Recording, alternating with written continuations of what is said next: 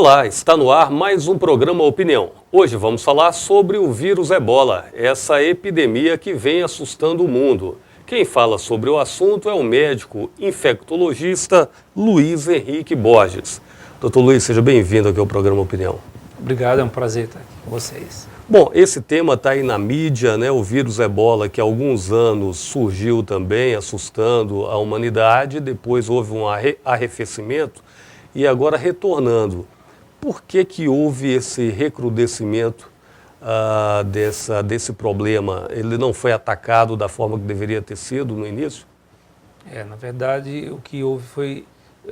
as autoridades sanitárias subestimaram o potencial que o Ebola tinha de recorrer, né, e voltar a causar uma epidemia de tão importante magnitude, visto que sempre ocorrera em áreas remotas, né, em pequenas regiões do interior da África, pouco populosas, né, com uma população mais restrita e muito relacionado geralmente com uma mortalidade muito alta, uma doença que, por si só, como o indivíduo que é infectado, ele já apresenta sintomas e depois de alguns dias ele evolui para cura ou para morte, né, a gente não tem aquele indivíduo assintomático que sai espalhando, né, a doença por aí porque não sabe que tem. Então, ela fica mais fácil de circunscrever, fica mais fácil de localizar.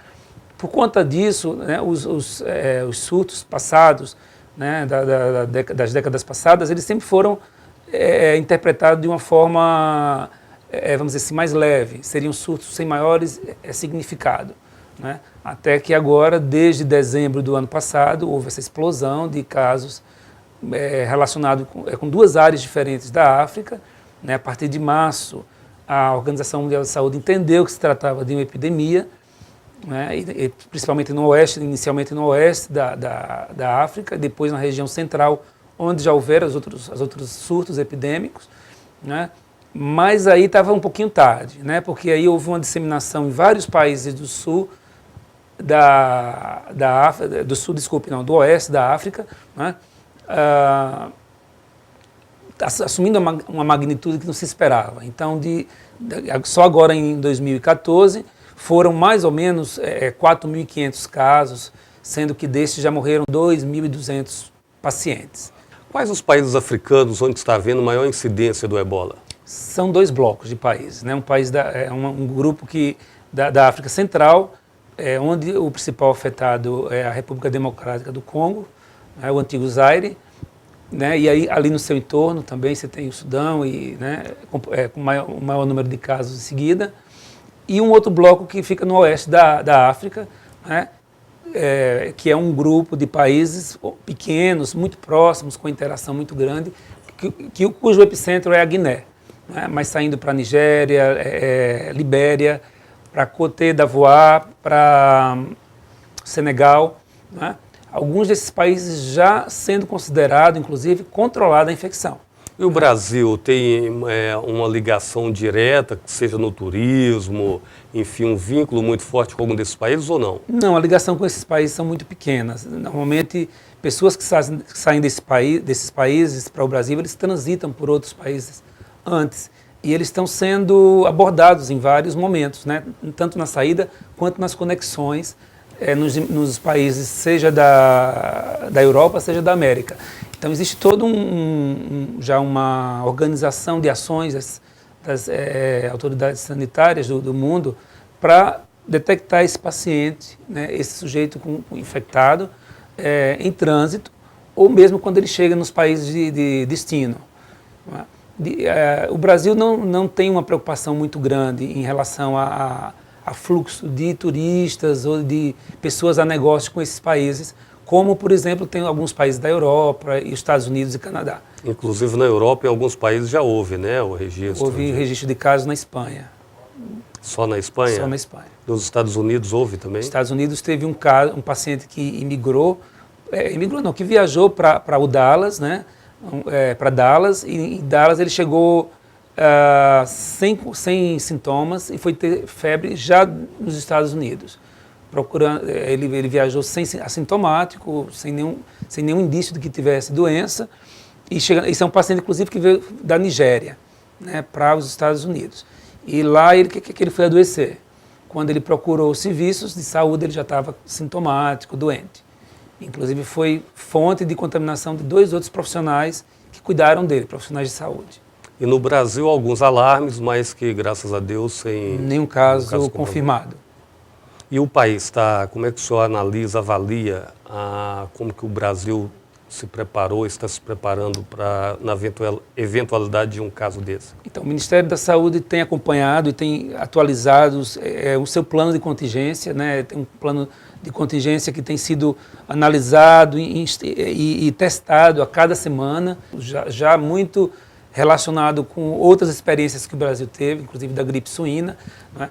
E dessa forma, esse plano ele é muito detalhado, ele orienta, ele cria os centros de referência, ele orienta a abordagem desses indivíduos que vêm de áreas de risco, desde o atendimento nas unidades básicas de saúde até o encaminhamento para os centros de referência para o atendimento. Né? Tem um local preferencial no Brasil, na Fundação Oswaldo Cruz, para onde devem se dirigir os casos confirmados, se o paciente tiver condições clínicas de viajar até lá. Caso não, cada estado tem o seu hospital de referência para atendimento desses casos. Né? Em São Paulo tem o Instituto Emílio Ribas, né? E o resto do Brasil fica referenciado no Rio de Janeiro. Né? Então tem toda uma estrutura de transporte, desde da unidade ou do hospital onde foi identificado o caso, né, para o avião e pelo SAMU, um transporte pelo SAMU. Como que fica a operacionalização disso? Um exemplo, venha um africano, desembarque no Brasil e anuncia que está com febre e tal. O que se faz a partir disso? Então, esse indivíduo chegou no meu hospital, né, e tem essa suspeita, eu vou lá atendê-lo, né, e a partir da hora que ele tem uma febre, né, e uma história de ter passeado, né, transitado por esses países de risco, esse vai ser avaliado pelo infectologista que atua no serviço onde ele procurou, e a partir desse momento esse paciente vai ficar num canto isolado, né, os profissionais que forem chegar para abordagem tanto de história, diagnóstica e terapêutica vão ter isolamento de contato, inicialmente um isolamento de contato que não precisa daqueles reforços maiores, né? Mas é uma máscara cirúrgica, luva, né? e um capote. Né? Esse indivíduo deve ser submetido ao menor número de procedimentos, deve ser examinado ou abordado por um menor número de profissionais possível e ficar num canto isolado até ele mostrar que tem alguma evidência da doença. Ele só vai ser muito contaminante se ele estiver vomitando, né, se ele estiver com diarreia, porque são esses fluidos os mais contaminantes. Né? Porque, na verdade, os fluidos que mais contaminam é o próprio sangue, o vômito sanguinolento e a diarreia, que também é sanguinolenta. Né? Se ele não estiver tendo essa grande efusão de fluidos, não for um paciente já muito crítico, o risco de transmissão dele é muito baixo. E aí a orientação é não tocar nesse paciente, atendê-lo, tirar sua história, ligar para o Ministério na hora, né, ou para a unidade estadual que orientará as ações. Nesse momento vai ser colocado numa ambulância do SAMU, que vai transportar para um aeroporto, onde haverá transporte especial para ele ir até o Rio de Janeiro e daí se encaminhar para o hospital da Fiocruz. Se esse paciente estiver grave, ele fica no estado. Aqui no estado foi referenciado o Hospital Jaime Santos Neves para o atendimento desses casos, e a partir daí ele vai ter uma abordagem, porque muitas vezes o paciente chega e não tem condições do transporte por uma gravidade já muito avançada, muito bem estabelecida.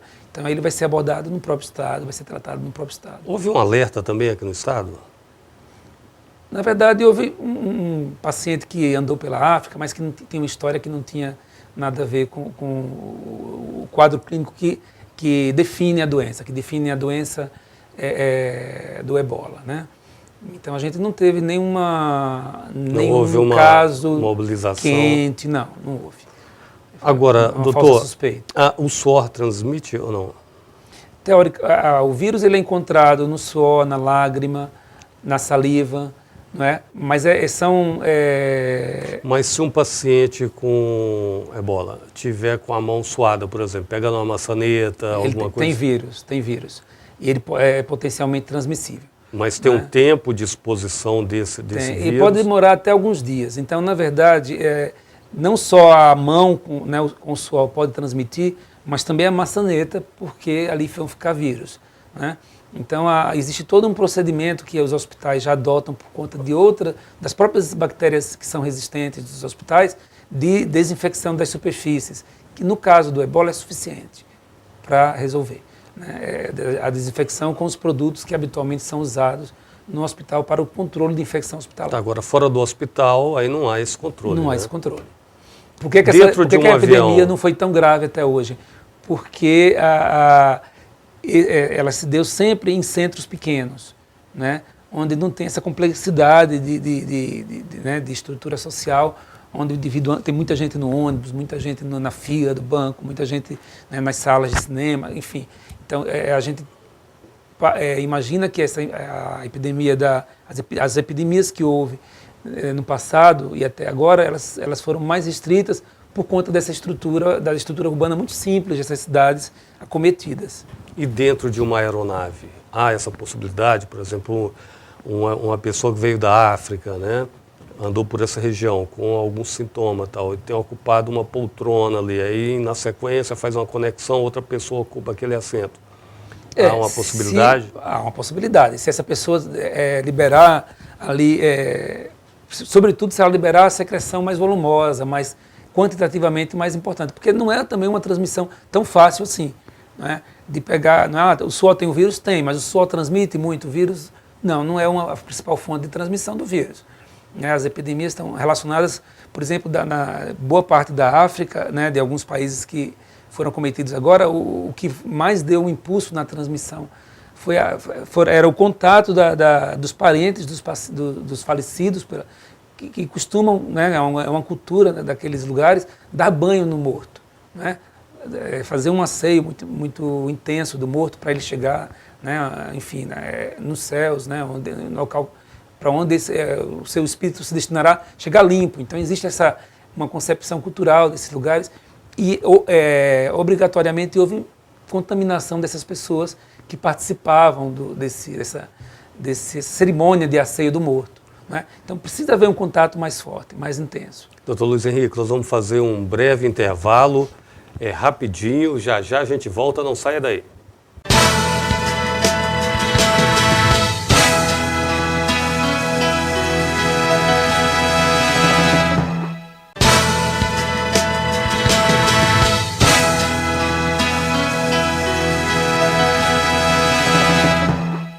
Estamos de volta com o programa Opinião, hoje falando sobre o vírus ebola. Quem fala sobre o assunto é o médico infectologista Luiz Henrique Borges. Bom, doutor Luiz Henrique, nós viemos falando no bloco anterior sobre a questão até cultural também, que acaba contribuindo para que esse problema continue, né? Essa dificuldade de se combater o ebola, até por uma questão cultural. Então, tem essa cultura de como que eles lidam com as pessoas lá quando morrem, né? Acaba possibilitando esse contato. Com um tempo maior agora, nesse segundo bloco, só poderia explicar melhor para a gente sobre isso? Sim, esse novo surto, né, esse surto maior que na região do oeste da África, ficou muito relacionado com uma senhora que preparou uma caça que o marido trouxe, que o marido abateu um animal de caça, ela preparou essa caça e serviu para a família, né? E ela adoeceu, foi o primeiro caso, né? Um dos primeiros casos, e a partir dela, né, houve o comprometimento do entorno, da família, depois dos vizinhos, né, das pessoas com quem eles tinham um maior convívio social.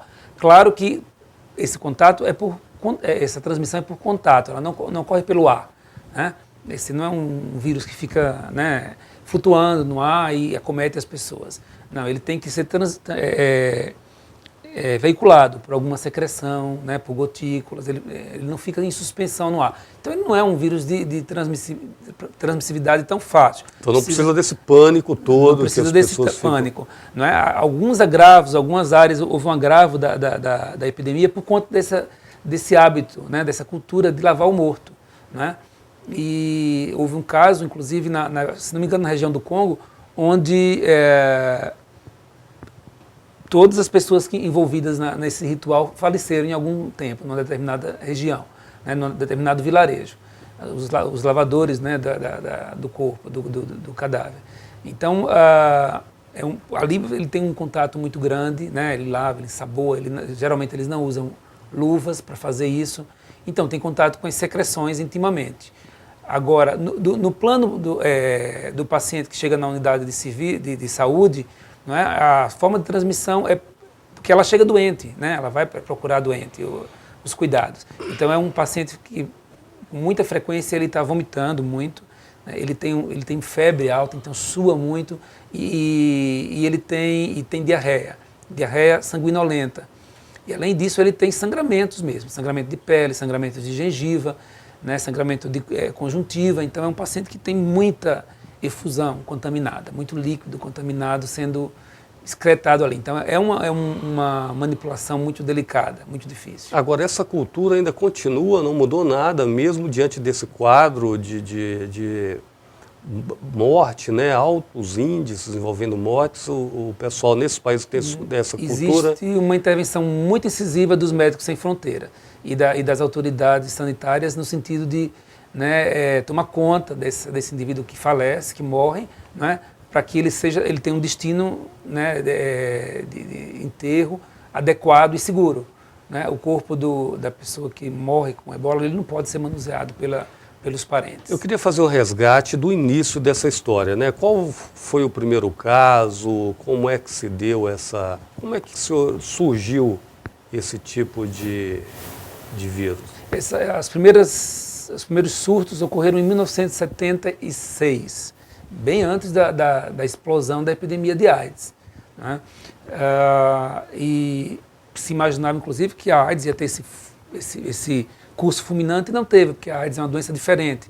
Né? Um vírus que fica insidioso, controlado hoje em dia. Né? E mesmo ele se espalhou pelo mundo inteiro, porque os portadores do vírus de AIDS, do HIV, não sabem que são portadores, boa parte. Né? E, portanto, não se cuidam e não protegem os seus contatos. No caso do ebola, essa epidemia, então, esses pequenos surtos começaram nessa região da África Central, próximo do rio Ebola, por isso o vírus passou a ter esse nome. Não é? E começaram em surtos pequenos, mas que rapidamente se propagavam na região e acometiam grande parte das comunidades. Não é? Com a mortalidade, por exemplo, de uma variedade de vírus que tem no Congo, que chegava a mais de 80%. Né? Chegava a extinguir a população de algumas pequenas vilas. Com isso... Transmissão pelo morcego? Provavelmente relacionada à transmissão com carnes de caça, né? Com animais ingeridos que eles encontravam mortos ou que eram abatidos para alimentação, né? Inicialmente por esse fator. E quem contaminava esses animais? Hoje existem muitos indícios de que seja um morcego, né? Um morcego chamado morcego da fruta, é um morcego grande, silvestre, ele não se alimenta de sangue, não é? Mas ele circula no lugar onde estão esses animais, contaminando. Esse né? morcego existente no Brasil, não sei se é apenas uma espécie ou mais de uma espécie, nenhum deles... Não, no Brasil não existe um morcego que hoje é relacionado como um reservatório do vírus ebola. Né? Esse morcego ele é restrito às regiões do sul da África, do oeste, centro-sul da África e também de algumas áreas da Ásia e Oceania. Ele não existe nas Américas, esse morcego. Como que o senhor avalia os esforços mundiais, né? O próprio papel da OMS, a Organização Mundial de Saúde, também das Nações Unidas, para combater e evitar que se transforme numa pandemia? Pois é. A impressão que dá é que, pela dinâmica que a gente já discutiu antes aqui, desse próprio vírus, essa própria doença, ela tem uma tendência a não se espalhar muito, visto que os seus acometidos adoecem e morrem, ou adoecem rapidamente e são identificados como tais. De qualquer forma, e isso, era nisso que a Organização Mundial de Saúde acreditava quando foi um pouco mais lenta em identificar a gravidade dessa epidemia, visto que os primeiros casos começaram em dezembro de 2013, né, e só em março que foi decretado que havia uma epidemia um pouco mais, vamos dizer assim, diferente das anteriores, mais perigosa, né, que já são muitos mortos, né.